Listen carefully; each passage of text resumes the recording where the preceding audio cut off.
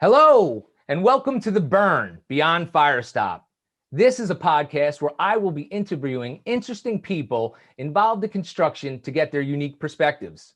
My name is John Zalepka, and I'm going to be using my experience as the training and development manager to help our listening audience walk away with an understanding of how our guests and their businesses contribute to the promotion of life safety of whatever is being built. So I really appreciate you tuning in. Our show is brought to you by Specified Technologies, also known as STI Firestop. We are a leader in the industry in developing innovative fire protective systems that help stopping the spread of fire, smoke, and hot gases. Our first guest is a specialist in fire-resistant cable seals and pipe transfers for STI Firestop Marine, which is a division of STI that specializes in marine fire protection in the cruise line, offshore oil and gas, and general maritime industry. I'd like you to welcome, all the way from the Netherlands, our ship storyteller and regional manager for STI Marine, Ruben Wansink. Ruben, welcome for staying up late, but being an international business person, I'm pretty sure that you're used to it. Absolutely. Thank you very much, John, for having me on this podcast. It's a nice experience to be in your podcast, and looking forward to our conversation. As am I, Ruben. Now, in full disclosure, I thought you'd be the ideal first guest for a few reasons. I mean, first of all, you work for the same company, so I figured let's start in-house. You have an upcoming webinar that I thought we could announce. We'll get to that a little bit later. But most importantly, you fit the ideal profile of a guest being someone in the life safety business, but is also interesting. Which is why when I started hitting you on your LinkedIn profile to do a little research and I stumbled upon your goal, I knew that you were the one. Because you said, my goal is to create interesting work that propels me to excel, learn, and go further simply because I enjoy what I do. So let's start there. Tell me, what does that mean to you?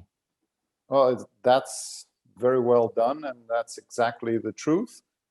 You know, if you enjoy what you're doing day by day, then you only get better at it. And I discovered that when I came into fire safety around 2003, doing fire tests for glass products. And from very early on, I was totally fascinated by what happens with fire, with materials, and how you can improve your products to be even safer.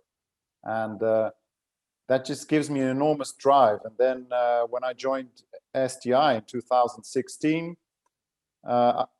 it felt like getting into a warm bath. You know, it's a very enthusiastic group of people, a lot of knowledge, and fire testing is also our daily business, so to speak. So that makes me tick.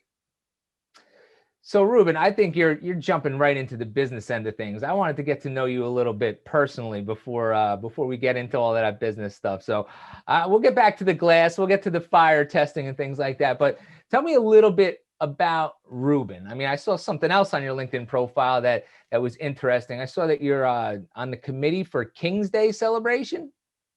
Yeah, and that's what is King's Day? That's true. King's Day is. So we have a monarchy in the Netherlands, and used to be, we've had two queens, and now the son of the queen has become the king. And on the 27th of April 27th, we celebrate King's Day. So that's his birthday. And that's when everybody in the Netherlands dresses up orange, and the children go out and, you know, try to sell their toys, and there's a lot of games. And in the little village where I live, I'm together with a group of enthusiastic volunteers. We always organize that celebration. This year is going to be a little bit different. We're not allowed to make big events, but we're going to, you know, help people to, in their, you know, blocks, plan and work out a nice party on that day. So, and I like that. I like to bring people together. And, that was actually what I was going to say next. I mean, you seem to really get involved and like people, and And so you're putting those things together. What does it mean to you to give back? I mean, obviously you're volunteering your time, the games, the music, the bands, that all sounds fun, but I'm sure there's a lot going on behind the scenes too that you probably just do the work just like any other volunteer, right? Yeah, no, exactly. And that's also part of, what my job entitles is doing global business with all these different people, different cultures, working for an American company. And I like that. You're dealing with different people on a daily basis. You get to know them. You need to understand the sensitivities. And I guess where that was born was my parents, who actually didn't live in the Netherlands when I was young. We lived in Portugal. And they had a camping site. And on that camping site, of course, especially in the summer, there was a huge amount of tourists coming in from all over Europe. And I was a kid playing with them. And then, that's how I got used to dealing with all these different cultures, different languages. And I'm pretty sure that had an influence on my decisions later on, and some luck, to get into an international role. And that's what I like. I like dealing with different kind of people, and especially with people. You're like our own in-house Austin Powers, the international man of mystery. How many languages do you speak? English, we're talking in English. I imagine Portuguese and Dutch as well. With any others? Yeah, fluent languages. I'd say my mother tongue is both Portuguese and Dutch. And working in international business for 17 years has actually made my English, especially in writing, much better actually than my Dutch. I speak German, I speak some French, I can speak Spanish, I understand a little bit of Italian, and I can do basic sign language because I have a son who's deaf. So yeah. Oh, wow. Yeah. Interesting. So would you be willing then to say welcome to the burn in as many languages as you possibly can? Yeah, I can. Yeah. I would love to use it for promotional. I mean, I don't know. Maybe we'll even put it at the beginning of this video. Welcome to the burn in as many of the languages that you just mentioned as possible. That's an interesting one. You can start with English. You can start with English. Well, welcome to the burn. And then in Portuguese, I'd be bem-vindo à queima. In Dutch, welkom bij de brand. And in German, that's a good one. Yeah. Willkommen bei das Feuer. That's it for now. Okay, good. I'll take it. I'll take it. I need to practice on the French and Spanish ones, but yeah. Cool. Yeah. All right. Well, now let's shift into business. Now let's start taking care of some business. You had mentioned about the glass. You were involved with strategic marketing, sales development, and even some fire testing with the glass company. Correct? Is that how you kind of got into fire protection to begin with? Yeah. So I'm an engineer by schooling, and I got into fire testing. I had a sales role when I started, and part of that was also engineering the product. So I started doing fire testing next to the sales role, and then I moved on to an international role, which was global sales manager for fire resistant glass on ships. And then further on in that, it's a huge French corporation. I moved on to a more business development, but on a strategic level, both in marketing, and that was for all their products that they were offering for ships. And it was mostly construction products and very often related to safety. Yeah. And then 2016, STI came along and gave me an offer I couldn't refuse. That's awesome.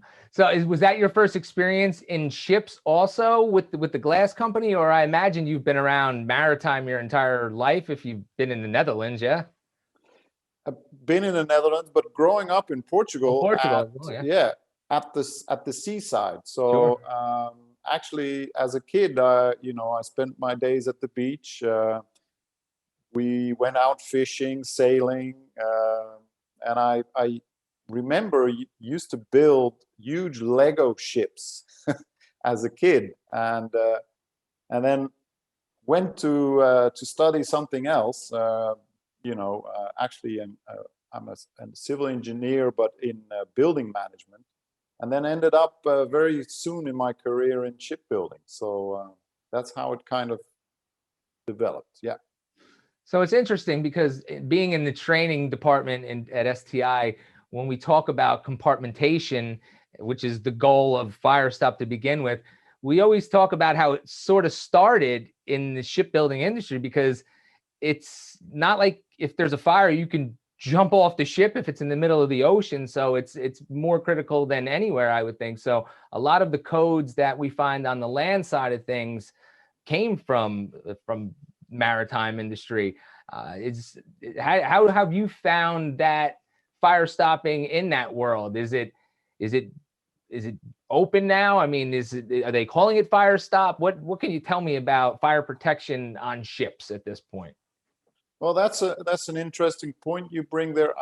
I actually think that both industries influence each other, and it does seem that big disasters, unfortunately, usually lead to better regulations. And I have if you look at the history, then there's been some pretty big disasters that created new rules and new products, and that also was translated into buildings. But there is one thing, is that in the construction industry, I think the level of testing is often a little bit higher than in ships. So ships are kind of in technology a little bit behind on construction. But that has to do is that if you change a technology on a ship, it has a huge impact, because you can't fail. You know, that ship will sail out of the harbor and you can't fail. And everybody knows the Titanic disaster. It was the unsinkable ship, and nothing could go wrong, and everything went wrong. And from that day on, it's been a very tough industry to make changes, because they rely on something that has to work in any condition. And in a building, if there is a fire, most of the times you are able to flee the building and, you know, run away from the building. And a ship on the ocean, you can't run away from it. So it's yeah, it's very high risk and very tough regulations. And actually, the offshore industry, when that boomed in the 70s, was a very good innovator for the industry. So because that's even at a higher level, you can imagine, because you add the issue that you're adding a propellant to your construction, not only a passive ship, but a platform that is pumping oil, which is not a good combination with fire. For sure, for sure. So, I mean, like you said, these disasters that happen typically influences codes and standards, and I guess even the enforcement of that as well. I have to imagine that, you know, these standards and laws are in place, and are they enforced different internationally in different areas, or how do you see that as a general industry as a whole, as far as fire stopping in the marine world? Well, that makes our industry quite, I would say, quite unique. Is that if you are in the construction of larger ships, so not a coastal ship, then you're going to sail with it in international waters. And basically, a lot of ship owners, if they build a medium to large ship, will want it to be, you know, that it can be deployed anywhere in the world if you sell it again. So there is an international set of rules, and that international set of rules was defined by the United Nations, and they created the SOLAS, a convention that was held in the 70s, back in the 40s already, but it was held again in the 70s, which means safety of life at sea. And in that convention, they established a set of rules which all ships have to comply with when they sail in international waters. And in that set of rules, you then, divide it by, like you started with, like we say, compartmentation. So a ship has to be in several compartments for water and fire. And then you have all the regulations which kind of, boil down to our products, for example, fire stopping. That's pretty interesting. So where do you see the industry going from here? I know that we started this conversation because we have an upcoming webinar. So I think just even making the industry aware, or making different accrediting agencies. I know on the land-based side of things, we're always trying to just promote the fact that this is not only driven by code, but it's also a life safety kind of thing. So do you see more enforcement even in ships that don't necessarily sail internationally, that maybe will just be a tugboat in a river somewhere in some country, that also see that enforcement coming along the way? Yeah, absolutely. And again, it's not nice to say, but disasters are leading to change. And I've read that that horrible accident, I think it was last year, with that diving vessel in the Bahia area in California. That was a coastal vessel. I don't think it had to comply with international rules, but it went terribly wrong. And that is already changing the way people are looking at smaller vessels. So no, it absolutely has impact on everything. And yeah, unfortunately, disasters have to happen sometimes for that to improve. But to go in a different direction, technology is driving change too. So we are involved in a project here in Europe as STI that where they are looking at how to transport EVs, so electrical vehicles, on ferries.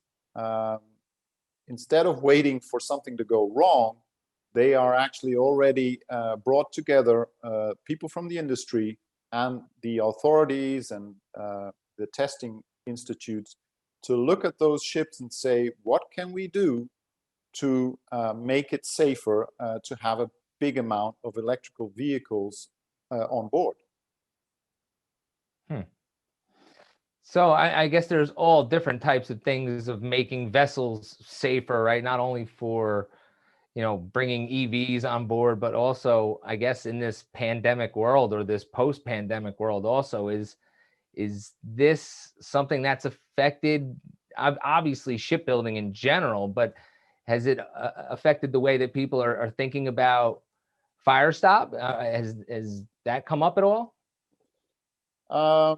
Not in a direct way, not yet, but indirectly, what we are seeing and what the expectation is that there is, for example, the cruise industry is being heavily hit by the pandemic. Those ships are laying idle, waiting to restart, to welcome guests on board again. And the issue there is that they have a very reduced amount of crew on board. There's very little big maintenance going on. You have to imagine that on a big size cruise ship that usually runs out of Miami port every Friday, has usually about 2 teams of what they call riding crews on board, which is a team of about 20 people that are externally hired and are continuously upgrading systems. So, and usually these are systems related to the engine, the safety, exhaust, but also for, sewage systems, electrical systems, CCTV. There is a continuous update, and now these ships are laying idle. This is not happening, and that is where we as STI actually are heavily involved, because we have a lot of products that can be installed by the existing crew and not by these riding crews that have to be flown in from all over the world, which is nearly impossible at the moment. So I guess then that would be a great audience to tune in to your webinar to kind of get the basics of fire protection on ships when it comes to cable transits and pipe penetrations. Because as you mentioned, the service lines, those people are making holes, right? So you have to put some type of system in place, right, to get that a fire rating back, correct? Absolutely, and that is what we are focusing on, is getting ship managers, as they are called, getting the chief engineers that are, are on board those ships, get them in this webinar and to learn about the basics, learn about the history. We just touched it very briefly, but learn about which technologies are used and where do they come from, because I don't know if you know, but for example, a lot of the technologies used in ships today were actually developed in the 40s during the Second World War in the US, when Franklin Roosevelt actually demanded to build this huge fleet of ships to bring troops and all the everything they needed for the Second World War from the US to mostly Great Britain. And they built a fleet of more than 6,000 ships in a very short time. And they were called the Liberty Fleet. And they had to build these ships within months. So they made, one size fits all, and they could just make them a little bit longer, but they had to make products that at that time were very fast to install. And they are still used today, which is great. It has a huge legacy. Things that are developed under pressure are actually sometimes very good products. But talking about cable management, as I said, on a big ship, usually they are pulling a new cable, a long new electrical cable, on a daily basis. That, compared to ships in the 40s and 50s, is a total different world. I mean, we're all wearing wires. We're all passengers want to have wireless internet, for example. But wireless internet on a ship means running a lot of cables. Right. So, yeah, a lot of things have changed. So you'll be covering some of those things on upcoming webinar. We'll just let everybody know it's next Tuesday, March 30th, 2021 at 9 a.m. Eastern. And if you're listening to this sometime in the future, then you'll be able to find Ruben's recording on our Firestop University at www.stifirestop.com. We'll put all the links in the show notes. Don't worry, there is still time to register if you're listening to this before Tuesday. And again, if not, you'll still be able to listen to it back. And Ruben will be doing a deeper dive into fire protection on ships. But before I let you go, I also just want to mention that you have this great Friday afternoon or Friday morning post that you do on LinkedIn all the time called Ship Stories. I just want you to tell us a little bit about that. I know you've focused on cultural bridging lately. What can you tell us about business internationally and how you've been able to bring that into your ship stories, or just tell me anything you want about it? Well, I've been on LinkedIn ever since it appeared, and I heard that in the Netherlands, actually, the first European users of LinkedIn were in the Netherlands. And so the Netherlands has always been very strong in LinkedIn, and at the time, I started using it, as we all did. We just put our resume up there, and we kind of checked it once in a while. But in the last 5 years, it's really taken off. It's a fantastic platform to connect with all the people you meet on exhibitions, conferences, but also you don't meet. And that's what I found out at the beginning of the pandemic, is that, where I always feel great to be is exhibitions and conferences. I'm always there present. I'm sometimes a speaker also at conferences and exhibitions. And you meet a lot of people, and this suddenly just, fell away under our feet. So I thought, how can I connect to the people that are out there, also the people that I'm not speaking on a daily business, but that I meet once a year, maybe in Miami or Hamburg or wherever the show is. And I thought, okay, I'll start making short stories. And I also noticed that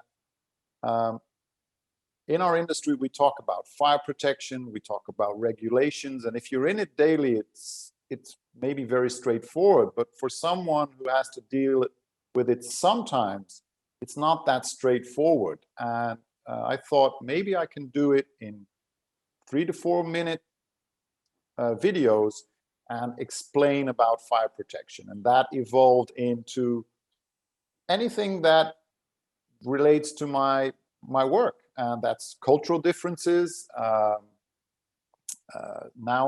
Lately I've been doing history in shipping. So how is ship speed measured?